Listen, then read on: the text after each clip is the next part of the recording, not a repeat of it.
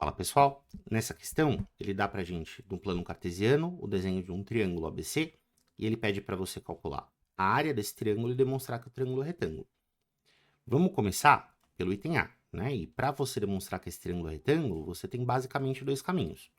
Você pode fazer Pitágoras, porque a ideia é que o teorema de Pitágoras só funciona quando o triângulo é retângulo. Então, se você descobrir os lados do triângulo e mostrar que eles se encaixam no teorema de Pitágoras, isso é um jeito de mostrar que o triângulo é retângulo. Ou você pode ir pelo caminho de calcular quem são os coeficientes angulares das retas que contém cada um dos lados. Quando duas retas são perpendiculares, né, o produto dos coeficientes angulares delas é menos 1. Então, se eu calculo os coeficientes angulares, né, das retas que contém cada um dos lados e mostro que tem dois lados com coeficientes que multiplicam menos 1, perfeito. Eu mostrei que tem dois lados perpendiculares e que, portanto, o triângulo é retângulo. Eu vou te mostrar as duas soluções, começando por Pitágoras. Então, a gente precisa primeiro, né, antes de tentar aplicar o teorema de Pitágoras, a gente tem que descobrir quanto medem os lados. Você pode fazer isso pela fórmula da distância, né, entre dois pontos ali do plano cartesiano, ou, como o desenho já está feito, né, ele te deu a figura, uma figura caprichada, eu vou usar a própria figura para calcular cada lado. A ideia básica é a gente construir um triângulo retângulo ao redor de cada lado que você quer calcular. Você pega um lado que é horizontal, outro que é vertical, e a hipotenusa vai ser exatamente o segmento que você está procurando. E veja, para esse primeiro triângulo retângulo, por exemplo, tem um cateto que mede 2, porque ele começa no 1 e termina no 3, e um cateto que mede 6, porque vai do 1 até o 7. Se você fizer Pitágoras nesse triângulo, a b ao quadrado vai ser 2 ao quadrado mais 6 ao quadrado. E 4 mais 36 é 40. Aí eu vou fazer a mesma coisa para o lado AC, né? Fecha um triângulo retângulo aqui, pegando horizontal e vertical. Este segundo triângulo retângulo que você formou, ele tem um cateto que mede 2, porque vai do 3 até o 5, e o outro que também mede 2, porque vai do 1 até o 3. Então, AC ao quadrado vai ser 2 ao quadrado mais 2 ao quadrado, que é 8. Né? 4 mais 4 dá 8. E por fim, a gente faz a mesma conta, certo? Para o lado BC. Opa, ficou torto. Então, fecha um triângulo retângulo aqui ao redor. Este triângulo retângulo tem catetos que medem 4 e 4, né? Porque um dos catetos começa no 3 e vai até o 7, e o outro vai do 1 até o 5. A medida também é 4. Para esse terceiro lado, BC ao quadrado, vai ser 4 ao quadrado mais 4 ao quadrado, 16 mais 16 dá 32. Agora que você sabe, né, quanto medem os quadrados dos lados, eu nem vou tirar a raiz, né, não vou calcular a medida certa, porque para o Pitágoras eu preciso só dos quadrados. Eu vou ver se existe algum lado cujo quadrado seja a soma dos quadrados dos outros dois. E acho que dá para perceber que tem, né? Porque 8 mais 32 é exatamente igual a 40. Então, como AB ao quadrado é igual a AC ao quadrado mais BC ao quadrado, né? 40 é igual a 8 mais 32, o triângulo é retângulo.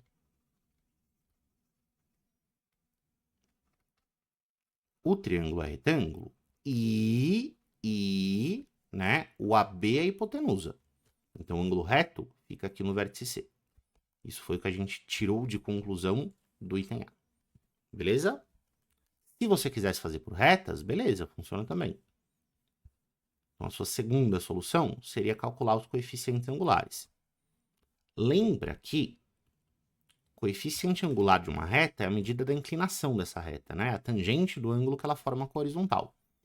E a gente costuma calcular esse m escolhendo dois pontos da reta, que você sabe, né, por onde a reta passa, e fazendo a diferença das ordenadas dividido pela diferença das abscissas, o famoso ΔY por ΔX. Então, eu vou primeiro fazer essa continha para o lado AC.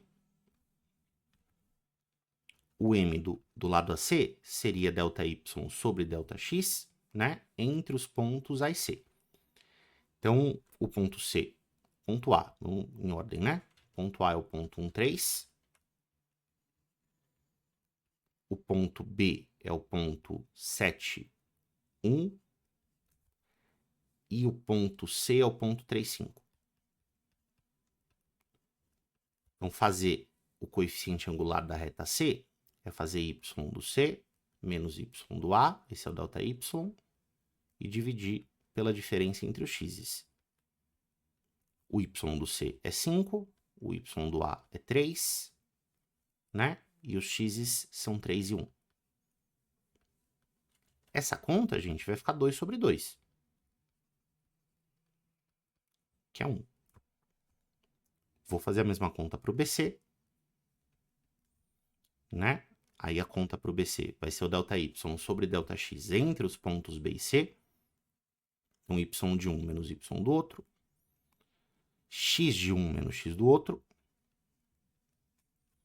Presta atenção na ordem, né? Você tem que fazer a subtração na mesma ordem, na parte de cima e na parte de baixo dessa fração.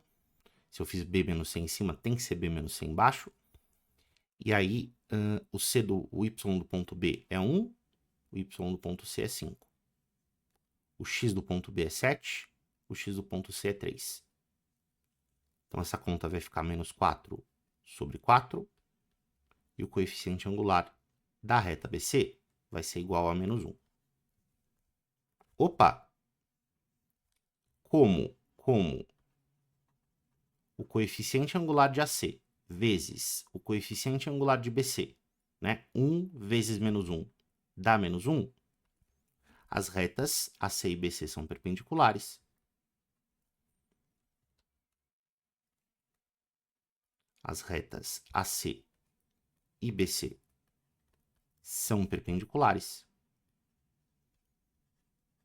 Ou seja, existe um ângulo reto, né, entre o segmento AC e o segmento BC. E, portanto, o triângulo ABC é retângulo. Belezinha? Então, esse é o outro jeito de eu resolver esse item A. Aí ele pede para você calcular a área desse triângulo, né?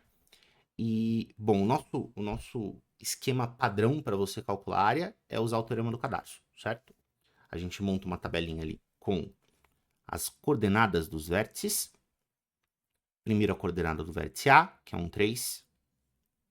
Depois do vértice B, que é 7, 1. Depois do vértice C, que é 3, 5. Se você não conhece esse teorema, eu vou deixar em algum lugar aqui da tela um linkzinho para o vídeo em que a gente explica. E aí lembra que você precisa repetir o primeiro vértice, né? Tem que fazer A, B, C e A de novo. Montei minha tabelinha, vou fazer as multiplicações das diagonais da tabela. Então, primeiro para frente, depois para trás. Se eu fizer para frente, 1 vezes 1 é 1, 7 vezes 5 é 35, 3 vezes 3 é 9. A soma desses valores todos vai ser 45. Legal. Se eu fizer as multiplicações para trás, 3 vezes 7 é 21. Opa. 3 vezes 1 é 3, 1 vezes 5 é 5. Esse produto vai ser 8 mais 21, que é 29. E o que o teorema do cadarço fala para a gente é que essa área procurada vai ser metade da diferença entre esses valores, né? O módulo de metade da diferença.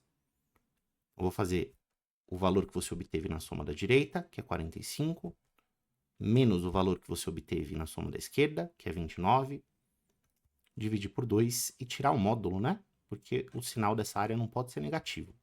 Então, se por algum motivo essa subtração ficar negativa, ela não serve. 45 menos 29 é 16, que dividido por 2 fica 8.